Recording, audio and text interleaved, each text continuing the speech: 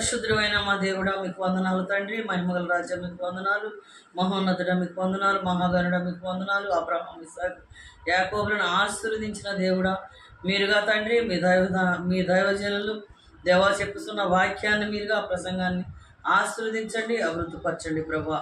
అనేకులకి మేలుకరంగాను మీరు సహాయం దయచేయండి. అనేకులు ఈ వాక్యమే ఆశీర్వదింపబడగలట్టు సహాయం దయచేయండి.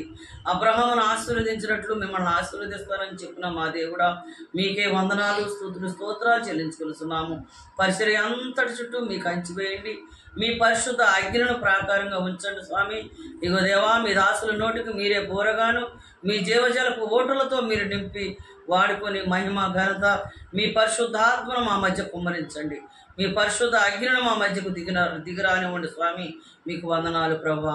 చిన్న ప్రార్థన మీ సన్నిధికి చేర్చుకున్నామని మీ దాసుల్ని మీరుగా మీ గాయపడిన హస్తాలతో మీరు ఎత్తుపెట్టుకొని మీ బలమైన ఆత్మతో వాడుకొని మహిమ ఘనత ప్రభావములు మీకే చెందుటకు సహాయం దయచేయమని మా కొరకు రానున్న ప్రియరక్షుడైన యేసు క్రీస్తు వారి పుణ్యములు అడిగి వేడుకొని సునాము తండ్రి. ఆమేన్. ఓకే, ప్రభునందు మిక్కిలి ప్రియులారా, పార్ట్ 2 భక్తిహీనత అనే విషయంలో మనం మాట్లాడుకున్నాం. భక్తిహీనులు తమ మార్గమును విడవవలెనని యెషయా 55:7 మీకు తెలుసు. 616వ పేజీలో మనం జ్ఞాపకం చేసుకున్నాం. భక్తిహీనులు తమ మార్గమును విడవవలెను, దుష్టులు తమ తలంపులను మానవలెను. మంచి విడిచిపెట్టవలసినవి, మానుకొనవలసినవి కొన్ని ఉంటాయి. అప్పుడు విడిచిపెట్టవలసిన వాటిని విడిచిపెడితేనే మనకు క్షేమం కలుగుతుంది అన్నమాట. అందుకే సామెతల గ్రంథం 13వ అధ్యాయం 8వ కూడా యెహోవా యందు భయభక్తులు కలిగి ఉండుట చెడుతనమును అసహించుకుంటే అని రాయబడి. కాబట్టి చెడుతనాన్ని విడిచిపెడితే మనిషి ఆత్మీయంగా బాగుపడతాడు, అభివృద్ధి చెందుతాడు. కారణం ఏంటంటే మనం ముందుగా చెప్పుకున్నట్లుగానే, నేను మాట్లాడుకున్నట్లుగానే ఈ శరీరంలో దేవుడు ఒక మంచి ప్రాసెస్ పెట్టాడు. గ్యాసు, మలమూత్ర విసర్జన అని చెమట గ్రంథుల ద్వారా లెక్కలేనన్ని చెమట గ్రంథుల ద్వారా మన దేహంలో ఉన్న చెడుకు బయటకు వెళ్ళిపోతాం. పాతకాలంలో ఒక కాలంలో మరి ఎవరికైనా ఈ నీరుడు బంద్ అయిందని చెప్పేవాడు.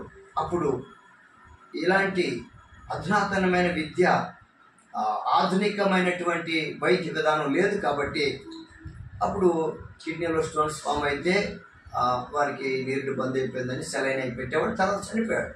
కానీ దేవుని దయని బట్టి విద్యారంగం ఎంతో ముందంజ వేసినందున నిజంగా ఒక కాలంలో డెలివరీ అయ్యే వాళ్ళకు కూడా మరి మత్తు మంది ఇచ్చేది లేదు.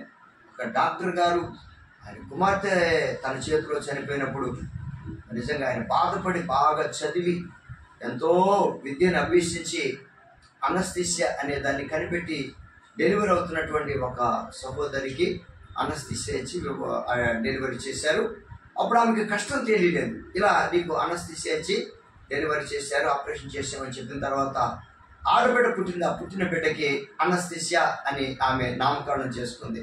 ఎంత గొప్ప చూడండి. నాటి నుండి నేటి వరకు ఉదాహరణకి ఏదైనా చిన్నది కానీ పెద్దది కానీ ఆపరేషన్ చేయాలంటే మత్తు డాక్టర్ లేకపోతే చేయడు. చూసారు అంటే దేవుడు మానవునికి ఎంతో కృప చూపించాడు. ఆదాముకు కూడా గాఢ నిద్ర కలుగు చేశాడ. అది చదివి బైబిల్ చదివినందువలన ఆ డాక్టర్ గారి పేరు నాకు గుర్తులేదండి. నిజంగా ఆయన ఇంత గొప్ప ప్రణాళిక, అంటే దేవుని ప్లాన్ అండ్ పర్పస్ చాలా చాలా గొప్పది. కాబట్టి చెడుతనమును విసర్జించాలి. ఈ సామెతల గ్రంథం 8:13 కూడా ఈ విధంగా చెప్పింది. అతిక్రమములను దాచిపెట్టువాడు వర్ధనుడు, వాటిని ఒప్పుకొని విడిచిపెట్టువాడు కనికరం పొందు. అంటే దేవుని కనికరం నిజంగా మనకు సిద్ధంగా ఉంది. క్షమించుటకు సిద్ధమైన మనసు గల దేవుడు ఆయన. అందుకే ఆయన కనికరమంత ఐశ్వర్యవంతుడు. ఆయన తట్టు తిరగాలని ఆయన కోరుకుంటున్నాడు. ఆయన ఈ పరిశుద్ధ 66 పుస్తకములు కలిగినటువంటి ఈ పరిశుద్ధ గ్రంథాన్ని ప్రజలందరి కొరకు, యేసు ప్రభు ఒకరికి ఇద్దరికి కొద్ది మందికి కాదు, ఆయన అందరి కొరకు అయినటువంటి బలియాగముగా ఆయన ఈ లోకానికి వచ్చారు అండి. కాబట్టి ఆయన ద్వారా మనిషి నిత్యజీవం పొందవచ్చు. ఆయన ద్వారా నిత్యజీవం పొందవచ్చు. ఏ భేదము లేదు, ఏ భేదము లేదు. దేవుడు పక్షపాతి కాడు. అందరి మీద గాలిని వర్షాన్ని కురిపిస్తున్నాడు. ఆయన అందరినీ ఒకే రీతిగా ప్రేమిస్తున్నాడు. స్నేహించిన వారిని, ద్వేషించిన వారిని. దుష్ట శిక్షణ, శిక్షణ, రక్షణ అనే దానికి చోటు లేదు. అందరూ ఆయన దగ్గరకు వచ్చి మేలు పొందొచ్చు. దైవ గ్రంథములో గరడి సిమోన్ అనే అబ్బాయి ఉంటాడు. అపోస్తల కార్యములు 8వ అధ్యాయంలో అతడు సమరయ జనులను విభ్రాంతిపరిచాడు. అదేదో గొప్పవాడుగా చెప్పుకున్నాడు, గారెడులు చేశాడు. ఫిలిప్పు వచ్చి సువార్త ప్రకటించినప్పుడు నమ్మి, స్త్రీలు పురుషులు అందరూ బాప్తిసం పొందినప్పుడు అతడు కూడా నమ్మి బాప్తిసం పొందాడు.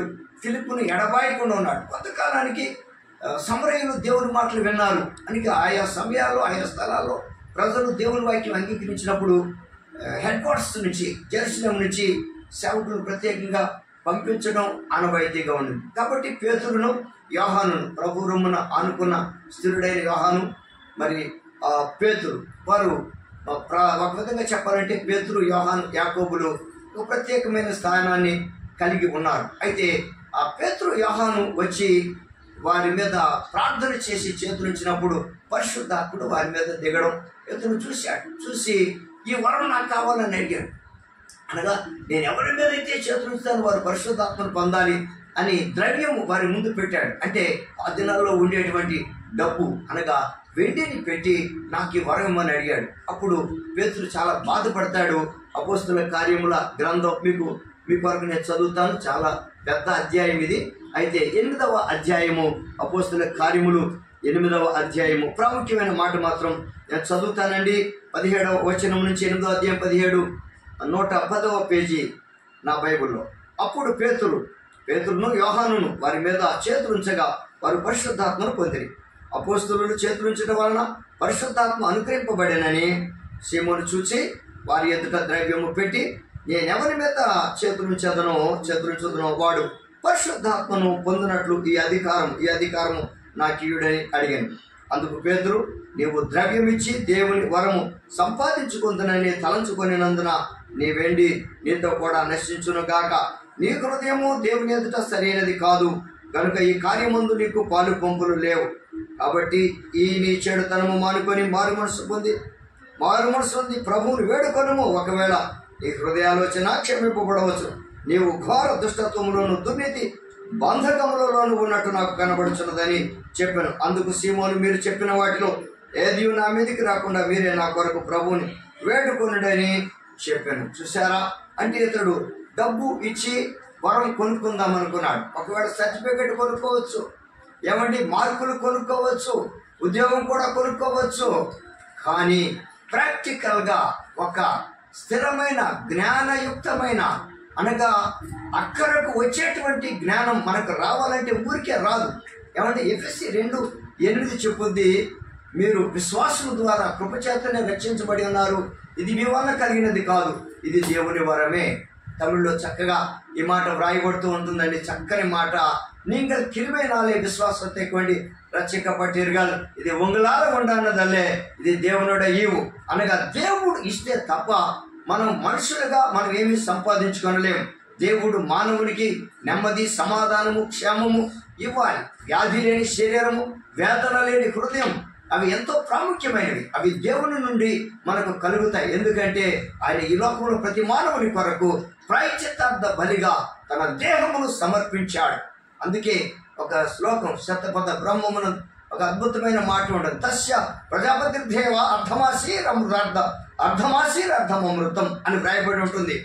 దేవోభ్యో ప్రజాపతి దేవేభ్యం ఆత్మానం యజ్ఞం కృత్వా ప్రాయశ్చిత్తాన్ని, అంటే దేవుడు మానవునిగా వచ్చి ప్రాయశ్చిత్తం చేస్తాడు. తస్య ప్రజాపతి దేవ అర్ధమాసీరర్థమృతం అనగా ప్రజాపతి అయిన దేవుడు, సృష్టికర్త అయిన దేవుడు అర్ధమాసి అంటే అర్ధ శరీరుడుగా, అంటే మధ్య శరీరుడుగా ఉండి, అర్ధ అంటే మధ్యం అంటే నశించిపోయే శరీరం, మధ్య శరీరుడుగా ఉండి తానే అమర్త్యుడు కనుక మృత్యువును జయించి లేచును అని దీని భావం. అంటే దేవుడు మానవునిగా పాప శరీర ఆకారముతో మధ్య శరీరుడుగా ఉండి తానే అమర్త్యుడు అంటే నశించని వాడు కనుక మృత్యువును జయించి లేచును అనే భావం. యేసుక్రీస్తు ప్రభు చనిపోయి 3వ దినం సమాధి చేయబడి అనగా సిలువ వేయబడి ప్రతి మానవుని కొరకు ఆయన సమాధి చేయబడి 3వ దినమున మృత్యుంజయుడై తిరిగి లేచాడు. కాబట్టి ఆ సమాధి ఇప్పటికీ తెరవబడి ఉంది.